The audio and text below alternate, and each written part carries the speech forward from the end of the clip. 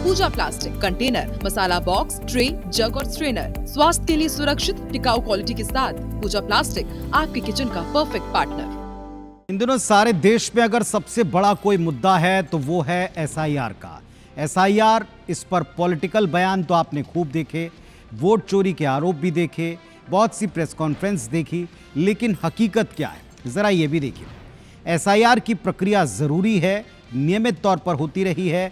Political आरोपों से इतर ये भी सच है कि जरूरी और रूटीन प्रक्रिया में बहुत सालों बाद होने की वजह से वोटर्स को और बीएलओ को प्रेशर है। दोनों को कई तरह की त्रुटियां और टेक्निकल मिस्टेक्स झेलनी पड़ रही हैं और उनको ठीक करने, जो दस्तावेज जुटाने हैं, जहां लगाने हैं, इसे लेकर पसीने छूट रहे हैं। कुछ जगहों पर त्रुटियां हास्यास्पद हैं तो कुछ जगह हैरान करने वाली। छत्तीसगढ़ में एक विधायक का नाम अपने ही क्षेत्र की लिस्ट से गायब है। यह आरोप सामने आने के बाद हलचल काफी तेज हो गई। देखिए।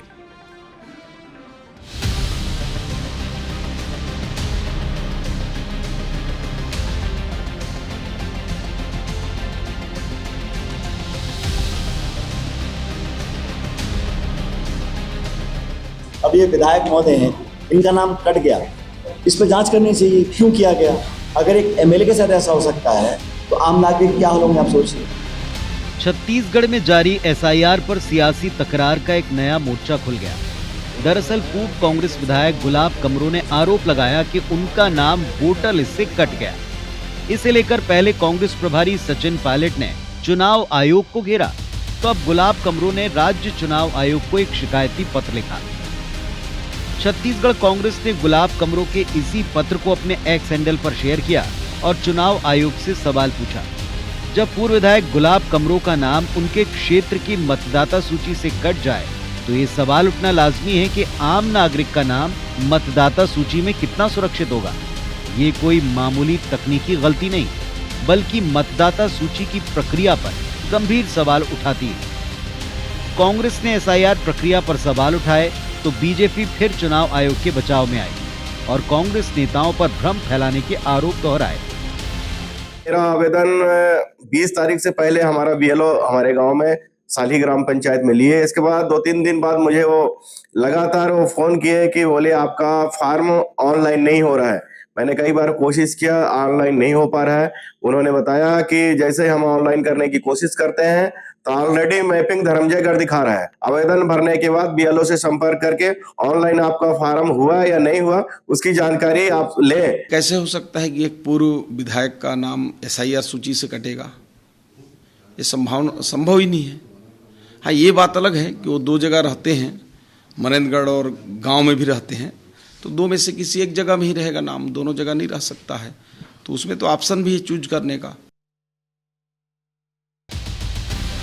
छत्तीसगढ़ी ने देश भर में एसआईआर को लेकर सियासी तनातनी बढ़ती जा रही है। पश्चिम बंगाल में एसआईआर को लेकर तृणमूल कांग्रेस का प्रतिनिधिमंडल चुनाव आयोग से मिला।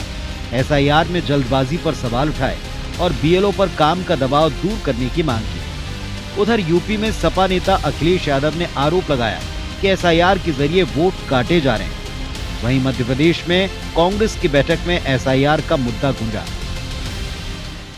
एसआईआर के षड्यंत्र से भारतीय जनता पार्टी लोकतंत्र की हत्या करना चाहती है, उससे लोगों के मत के अधिकार को हमें बचाना है। सिर्फ विपक्ष के नेता ही नहीं, बल्कि सत्तारूढ़ बीजेपी के नेता भी एसआईआर प्रक्रिया की विसंगतियों को लेकर आवाज उठाने लगे हैं। जबलपुर में बीजेपी नेता कलेक्टर से मिले और एसआईआर प्रक्रिया में विसंगति और वोटर्स को रही दिक्कतों को दूर करने की मांग की। यह प्रतिनिधिमंडल हमारे कलेक्टर महोदय से मिला और उनको यह जानकारी दी कि जो प्रतिशत हमारा जबलपुर में एसआईआर का कम हो रहा है उसमें जो परेशानियां बिहार, यूपी और महाराष्ट्र की 2003 की वोटर लिस्ट से जोड़ने का जो काम करना चाहिए उसमें परेशानियां आ रही। वोटर लिस्ट की सफाई और शुद्धता के लिए एसआईआर जरूरी बताया जा रहा है। वहीं इस पर उठ रहे सवालों के जवाब वक्त पर मिलना भी आवश्यक है। खासकर बीएलओ पर काम का बोझ, वोटर्स के नामों का मतदाता सूची में न मिलना और तकनीकी समस्याएं, जब तक ये दूर ना होंगी एसआईआर पर सवाल उठते रहेंगे। Bureau report, IBC 24।